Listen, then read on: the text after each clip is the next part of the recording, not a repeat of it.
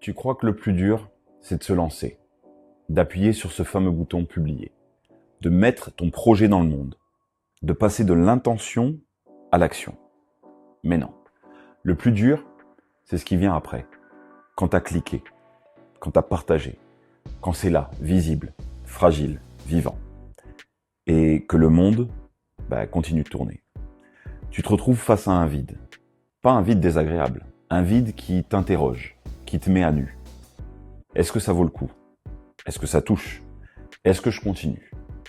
Aujourd'hui, je te raconte ce que j'ai vécu après avoir lancé mon podcast, ce que j'ai ressenti, ce que j'ai mal fait, ce que j'ai appris, ce que j'ai décidé de changer. Pas pour faire une leçon, pour te montrer que derrière chaque projet, il y a un humain. Un humain qui doute, qui ajuste, qui avance, en public.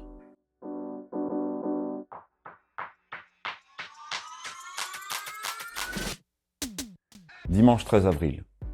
Toute la journée, j'étais ailleurs. Physiquement présent, mais mentalement, j'étais déjà dans l'épisode. À 10h, j'étais là avec ma famille, mais je pensais aux stories. À 14h, j'ai vérifié pour la 15e fois l'intro de l'épisode, juste pour être sûr.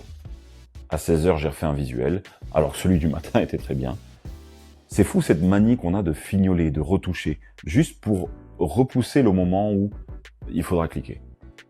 17h45, je suis devant mon ordi, je regarde l'écran, la vidéo est prête, l'upload YouTube est terminé, la programmation est calée. 17h55, j'ouvre Instagram, je programme des story teasing, je réécris une légende que j'avais déjà validée la veille, j'efface cette légende, je la réécris, j'efface encore.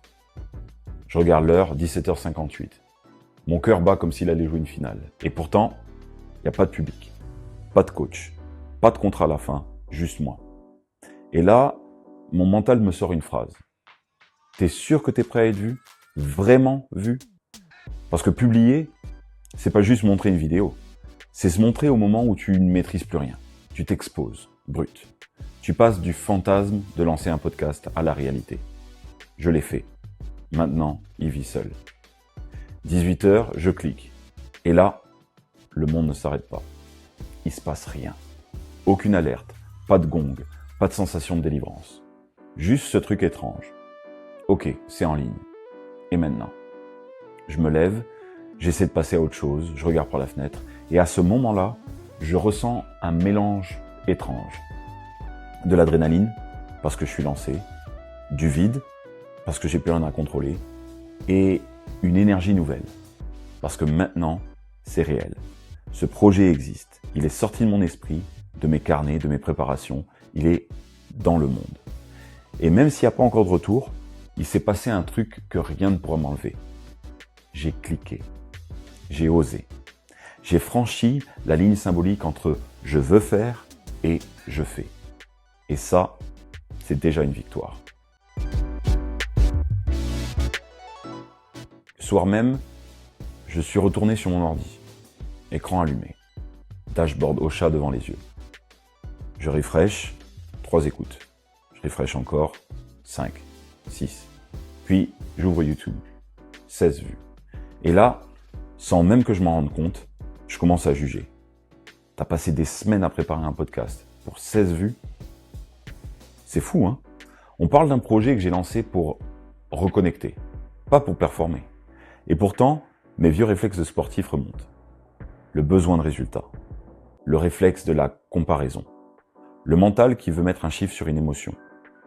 Et le plus toxique dans tout ça, c'est pas les chiffres eux-mêmes, c'est ce qu'on projette dessus. 16 vues, ça peut être rien.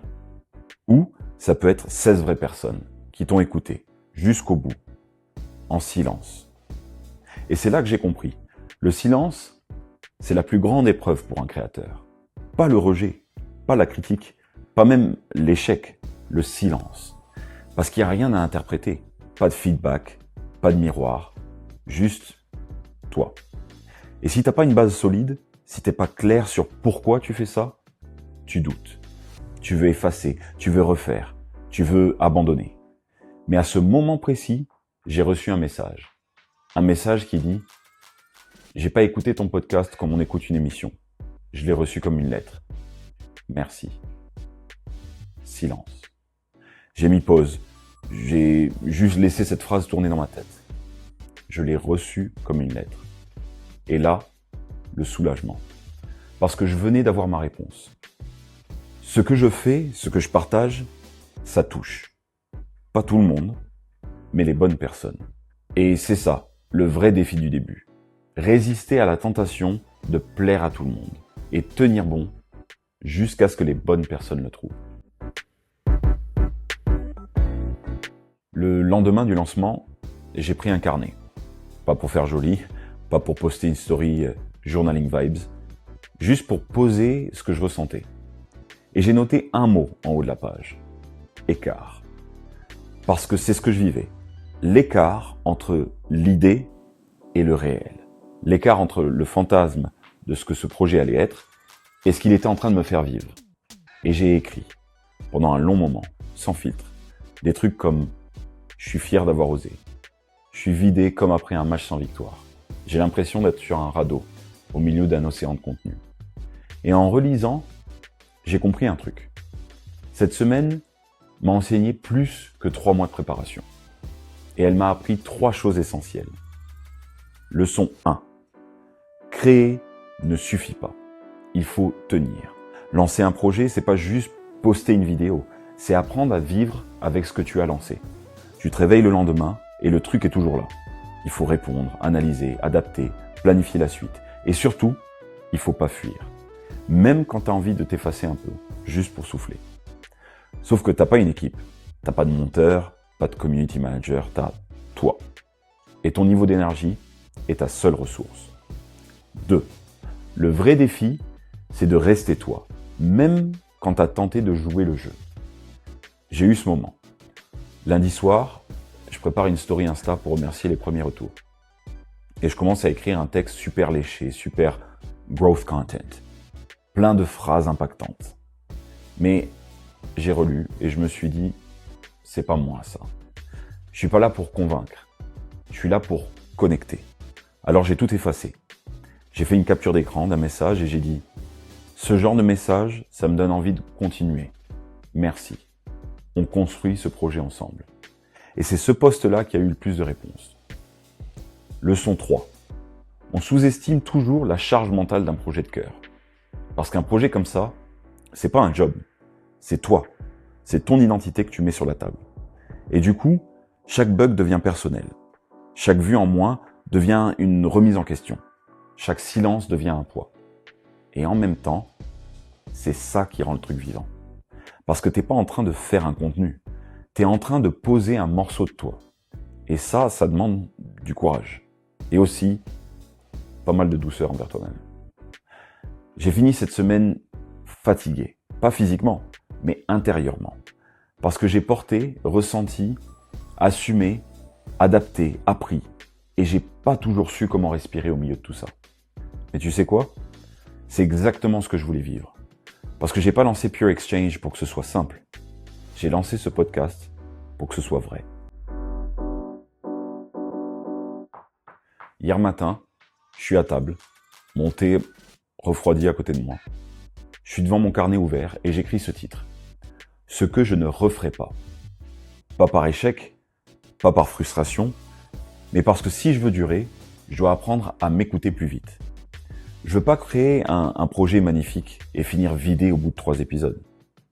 Alors j'ai listé, posé à plat. Je ne posterai plus par peur de disparaître. Cette semaine, j'ai eu ce réflexe. Me dire, si je poste pas aujourd'hui, l'algorithme va m'oublier. Non. Ce n'est pas le rythme qui fait la profondeur. C'est l'intention. Et si je veux que ce podcast reste un échange sincère, alors je dois être sincère aussi avec mon énergie. Je dois poster quand j'ai quelque chose à dire. Pas juste pour rester visible. Je vais pas essayer d'être partout, tout le temps. TikTok, Insta, YouTube, Shorts, Stories, commentaires. Franchement, j'ai cru que j'allais devenir un robot de contenu. J'ai passé plus de temps à publier qu'à réfléchir à l'épisode suivant. Alors, je vais ralentir. Ou plutôt, m'adapter. Choisir mes canaux. Me concentrer sur l'essentiel. TikTok, Insta. Mais ce podcast d'abord. Tout le reste, c'est du bonus. Pas une obligation. Je vais ritualiser. Je me suis rendu compte que ce qui me rassure, c'est pas d'avoir du contrôle. C'est d'avoir un rythme. Un rendez-vous fixe avec moi-même. Lundi, écriture. Mercredi ou jeudi, tournage. Vendredi, publication. Dimanche, retour sur la semaine. Rien de rigide, mais une colonne vertébrale. Un cadre souple. Une respiration. Parce qu'un projet comme celui-là, c'est pas une ligne droite. C'est une vague. Et si tu veux pas boire la tasse, faut apprendre à surfer. Je vais accepter de documenter les jours gris. Jusqu'ici, je montrais les moments forts, les étapes. Mais ce que je retiens, c'est que les jours creux sont tout aussi précieux. Les jours où je doute, où je procrastine, où j'avance à 2 à l'heure, ils font partie de l'histoire. Et c'est justement en les montrant que je rends ce projet encore plus humain. En fait, ce que je change, c'est ma posture. Je passe de « je dois prouver que c'est pro » à « je veux montrer que c'est vivant ». Et ça change tout. Parce que je suis pas en train de créer une vitrine, je suis en train de construire un lieu d'échange, un espace de vérité. Un projet qui me ressemble vraiment. Et pour ça, j'ai pas besoin de perfection, j'ai besoin de cohérence. Si t'es encore là, franchement, merci.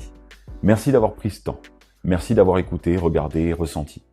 Je sais à quel point nos journées sont pleines. Et si t'as choisi de passer 10 minutes ici avec moi, c'est pas rien. Tu viens de vivre ma première vraie semaine de créateur en public.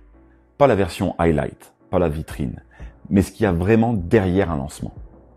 Et j'espère qu'en voyant ça, tu t'es dit au moins une fois, moi aussi, j'ai le droit de commencer. Moi aussi, je peux y aller, même si c'est pas parfait. Moi aussi, je peux créer quelque chose qui me ressemble. Parce qu'au fond, c'est ça Pure Exchange. C'est pas un podcast pour performer, c'est un espace pour se retrouver, pour se dire les choses qu'on n'ose pas toujours dire, pour montrer les chemins qui prennent du temps, pour rappeler que toute la transformation commence dans le flou. Dans le prochain épisode, je vais t'emmener ailleurs. Je te montrerai comment je prépare mes interviews, comment je choisis mes invités, comment je construis un échange qui a du fond et comment je gère la pression d'être à la hauteur. Parce que là encore, tout est nouveau pour moi. Et c'est exactement ça que je veux te montrer. En attendant, si ce que tu viens de voir t'a parlé, laisse un petit mot. Pas pour l'algorithme, pour moi. Juste dis-moi ce que tu as ressenti, ce que tu es en train de traverser ou ce que toi tu construis en ce moment.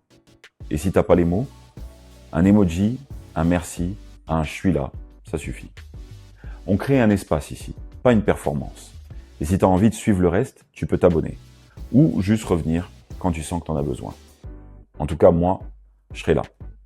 Encore et encore. Parce que ce que je construis ici, c'est pas juste un podcast. C'est une expérience humaine. Et j'espère que tu feras encore un bout de chemin avec moi.